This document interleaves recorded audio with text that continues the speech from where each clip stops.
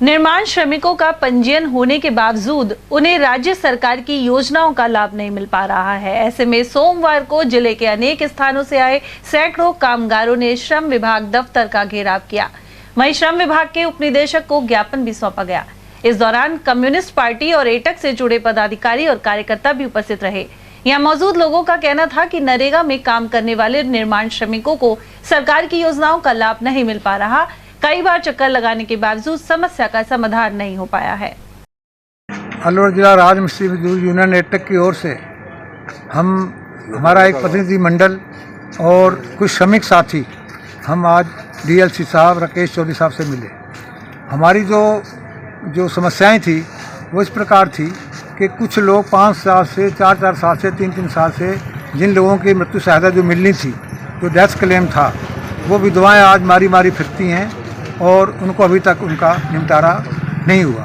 तो इस बारे में हमने उनसे बात की तो उनका कहना ये था कि हम बहुत जल्दी से शीघ्रता से कुछ पैसा हमारे पास बजट में भी है, हम उनको प्राथमिकता देंगे और संभवतः हम 10 या 15 दिनों के अंदर उन महिलाओं को, विधवाओं को जो इस तरह की पीड़ित हैं, उनको हम मुआवजा देने की बात जल्दी करेंगे, क्लेम करेंगे। दूसरी हमारी जो समस्या थी, आजकल इन पिछले 7 दिनों में पूरे ज़िले के अंदर उन श्रमिकों को जो खुद मेहनत करते हैं, मजदूर हैं, यहाँ पर रजिस्टर्ड हैं, पंजीयन है उनका, और उनको इस प्रकार के नोटिस दिए जा रहे हैं कि आपने जो एक अनुचित लाभ लिया है, आपने जो योगदान लिया आर्थिक सहायता, वो अनुचित थी, इसलिए आप कृपया उनको वापस पैसे जमा कराएं, वरना आपके खिलाफ FIR या कार्रवाई की जाएगी। इस संबंध में जब हमने उनसे बात की तो मालूम हुआ, उनका कहना यह है कि उनके जो परिवार में कोई न कोई व्यक्ति सरकार के अंदर उसने लाभ लिया हुआ है।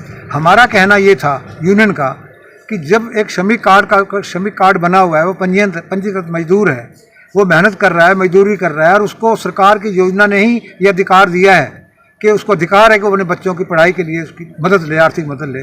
आज आर्थिक मदद मिल गई तब आप उसके रिश्तेदारों की बात करते हैं, ये बात जो है वाजिब नहीं है। इसके खिलाफ हमारी यूनियन में कोई न कोई कार्रवाई करेगी। और आपसे हमारा निवेदन इतना सा है प्रशासन से कि इस तरह के जो आपने जो दिए हैं नोटिस, उनको आप वापस लें, ताकि उनको ये दोबारा पैसा वापस हमें नहीं दे सकता। तो उन्होंने कानूनी कुछ बातें बताई हैं जो हम अपने लोगों से करेंगे।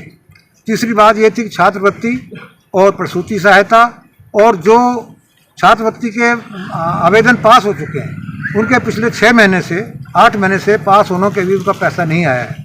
उस संबंध में जब बात की तो उन्होंने कहा है कुछ पैसा हमारे पास आया था, लगभग काफ़ी करोड़ों करीब, उसमें से दिया है, कुछ पैसा हमारे पास है, और हमने अभी 10 करोड़ रुपए की राज्य सरकार से मांग की है कि हमें और दिया जाए, ताकि हम इसकी सारी पेंडेंसी पैसों ख़त्म करें।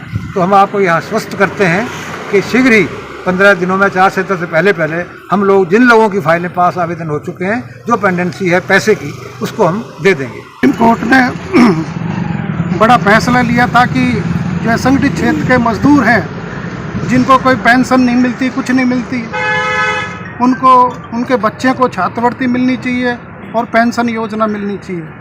लेकिन पेंशन योजना गहलोत साहब ने 2011 के अंदर चालू की, लेकिन वो वसुंधरा सरकार ने उस पेंशन योजना को ख़त्म कर दिया। समलंबन योजना थी, उसके अंदर समलंबन योजना को भी उसने ख़त्म कर दिया। लेकिन जो लोगों ने समलंबन योजना के अंदर वो लोग आए थे, वो आज भी चल रही है और हमारे बहुत सारे साथी हैं। इसी तरह शुभ शक्ति योजना है, शुभ शक्ति योजना 2017 के अंदर बंद की हुई है, आज तक नहीं मिल रही है, जिससे कहते हैं कि साहब बेटी पढ़ाओ बेटी बचाओ।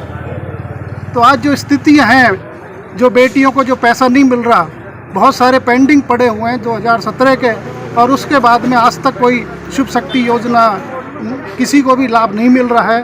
तो गहलोत सरकार से हमारा यही आग्रह है कि बेटियों के लिए कम से कम योजना चालू की है, जिससे कि बेटी आगे पढ़ सकें। असंगठित मजदूर हैं, नरेगा श्रमिक हैं, हमारे जो क्षेत्र के, वो बहुत ही ज़्यादा परेशान हैं। गहलोत सरकार ने वैसे तो योजनाओं की लड़ी लगा रखी है और बजट भी काफ़ी दे रहे हैं। बाकी जो हमारे असंगठित मजदूर हैं, उनके लिए उन्होंने किसानों की बात करते हैं, मध्यम वर्गों की बात करते हैं, मगर जो असंगठित मजदूर हैं, नरेगा श्रमिक हुए और भवन निर्माण श्रमिक हुए, इनके लिए उन्होंने अभी तक कुछ नहीं बोला। ना ही इनका जो पैसा शुभ शक्ति योजना जो थी, वो बहुत कारागार योजना थी, बेटी की शादी में काम आने वाले पैसे थे, मगर जब से कांग्रेस सरकार आई अभी तक वो योजना बिल्कुल बंद करके पटक रखी है। उन बेटियों के आज 4-4 बच्चे हो चुके हैं और उनको योजना का कोई लाभ नहीं मिला। और फिर इसके साथ में जो दलाल हैं उनसे लूट खसोट और कर रहे हैं, तो ऐसा काम नहीं होना चाहिए। दूसरी बात कि जो क्लेम, एक तो मजदूर मर जाता है और उसके बाद में यहाँ के बार बार चक्कर काटने पड़ते हैं। सारा काम ऑनलाइन है, फिर भी ऑफलाइन में उनको परेशान किया जाता है। एक बार में नहीं, फिर आना जब आना 10 दिन की 20 दिन की महीने कहकर टाल देते हैं। इसी प्रकार छात्रवृत्ति का नियम ये होना चाहिए कि जब बच्चा क्लास पास कर लेता है तो उससे पहले उसकी छात्रवृत्ति मिलनी चाहिए, ताकि उसको किताब, कॉपी, पेन, जूते, ड्रेस वगैरह जो भी हैं वो काम आ सके। मगर आज 3 साल हो चुका है, 3 साल से अभी तक 2020, 21, 22 की छात्रवृत्ति के पैसे अभी तक नहीं मिले हैं।